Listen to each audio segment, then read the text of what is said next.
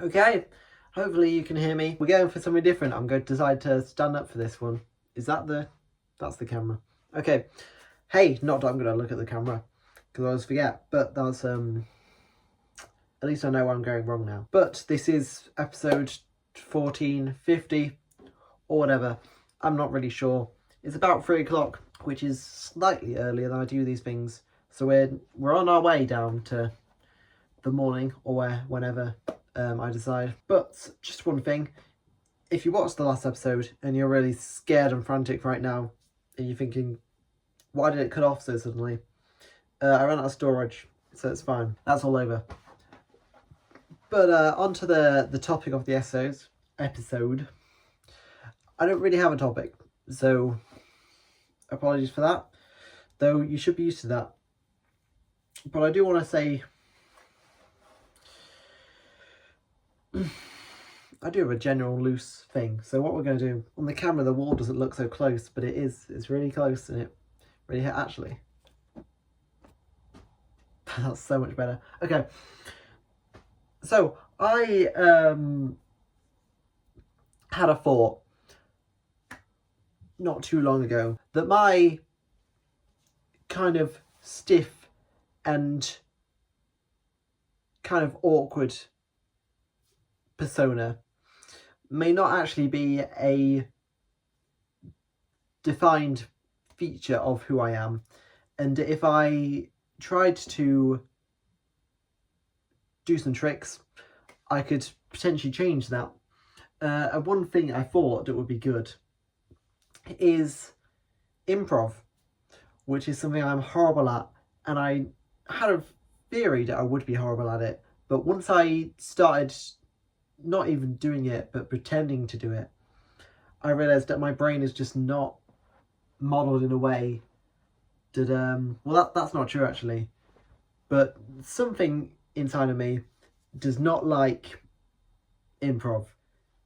Even just, I mean, I can think of a sentence once and then I'll try and continue that sentence by giving, just with anything really, and nothing comes out. It's horrific.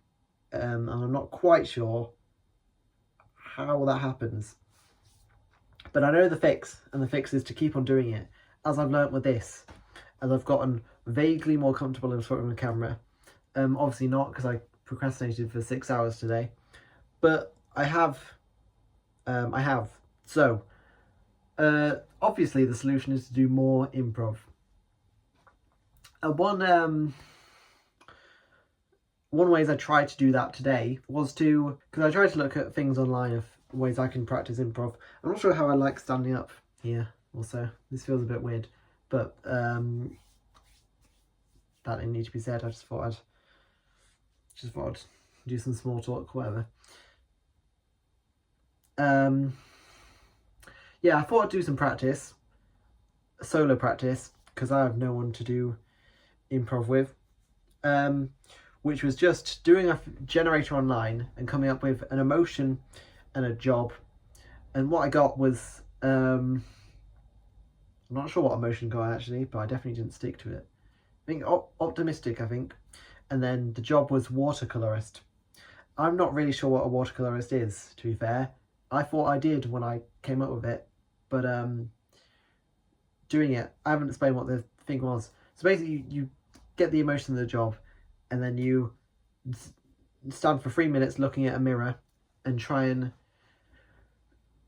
do some sort of scene from the perspective of someone with that emotion and with that job. So again, obviously I was an optimistic watercolorist, and I was pretty confident that I knew what a watercolorist does until I started doing it, and I realised I actually have no idea what that even means. And I still don't. I haven't looked it up. But naturally, I came to the conclusion that it was someone who colours water. So that's what I rolled with. And that was fine.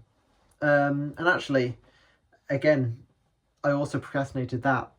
And what I realised just now, this is a new realisation, is that once I did it and once it was over, everything was fine, and I was ready to do it again, and I was ready to do this because I was feeling like I was in the zone. And maybe to further on that line of thinking, once the adrenaline kind of closed off from doing that 3 minutes thing, I 5 minutes later, suddenly I didn't want to do these videos again, and it was a good little introspective moment to think, you know, why don't I want to record these videos? Why don't I? Because again, there really is no stakes to this. Like, the only stakes you can maybe think of is that it would ruin my confidence, but I always end these videos more confident than when I started, so that's not really true. So yeah, there's no actual bad stakes to doing these. It's as low stakes as you can get, and yet somehow when I do them, I would rather do anything else. And why is that? I don't know. That's something I'm gonna have to think of, but if I had to give a guess, I would say that it's uncomfortable, probably, to think of things to say for 50 minutes or even 3 minutes. It's a difficult thing to do, and it's definitely not something, as I say, that comes naturally to me. So hopefully, as I learn more tricks to force myself to do things and become more comfortable doing them, things are going to change. Because even just in the process of this, when I'm thinking of how I sound and come across on camera, I have these beautifully created out structures and how I'll talk and how I'll just have words spewing out of my mouth, and then it comes to recording it and suddenly everything's different. I mean, my voice sounds different, everything is completely changed. And again, it's practice to solve that, and it's just, but it's interesting why my mental state is so much different to where I am, and I couldn't really give you an answer as to why that is. So yeah, I mean, when I did the improv thing, I had an idea of what the voice would sound like, and then as soon as I pressed the time and got ready to do it, my brain went blank. And again, there's no pressure. There is nothing will go wrong if I mess up. But even still, I've managed to create this level of pressure upon myself and stress myself against that. Also, another thing is I've got a blocked ear, which is kind of affecting my hearing. So that's, you know, that's going to change some things. So yeah, that's a bit of introspection, which we do a lot of here. Apparently with a lisp. I don't know where that came from. But yeah, again, we're getting through with this project. And when I first started it 6 months ago or whatever, I thought we'd be done and over within a month. And now still I'm looking at this and thinking I'm going to be way different in a month, and that's probably not true. You know, just going off historic evidence. But for one, it's probably good to be optimistic, like the watercolourist, and two, it's there is some truth to it, in that in a month's time I probably will be way different at this, and the approach I'm taking to it right now is much more productive than what I did before. It's still not as productive as I want it to be, and hopefully I will improve on that again by making it more structured and making it more edited.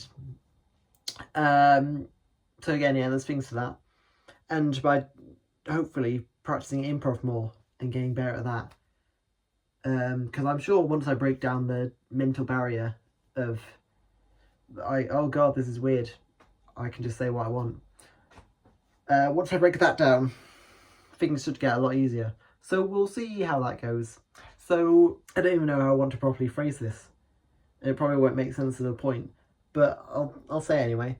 I kind of, because I've had a lot of free time in the last year-ish, and it's easy to look at that, you know, to then look back at my year and think, have I spent it well?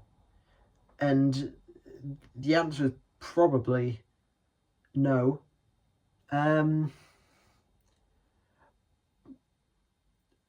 Or, you know, or at least that's the opinion I find myself saying a lot, is that I've wasted this potential opportunity and time. But I think maybe something I'm missing from that is that my priorities change quite a lot. I mean, I'm 19, and there's a lot of things that my view of the world changes. So whereas today I'm more focusing on improv, that may change in the future, either because, you know, I just get interested in something else, or because I get good at improv, that's no longer a goal for me. So if I look back now and look back at my time wasted, I have spent it doing, I mean, I could have been more productive, but I have been doing stuff in that period. It's just right now not the sort of stuff I would value the most. So it feels like I've wasted it because I've not done the things I would do now if I had a year, if that makes sense. So, and another good thing or not another, but a potentially good thing about a feeling of regret is that you now know what you value, and you can use that to improve your future. You can go, this is obviously something that I wanted to spend more time on, so from now on I'm going to spend more time on it, and that's gonna, you know, you're working towards a goal there, and that's always good if that has any sort of credibility. But I don't know, that's it's just one of those things. I think I mentioned that it's probably better off if these videos are slightly under 15 minutes, because yeah, they have to be to share it, which kind of defeats the purpose of making it on the verified channel. But it's fine, because I like the idea of coming back to the channel, because this was the channel I created when I was about 14, 5 years ago.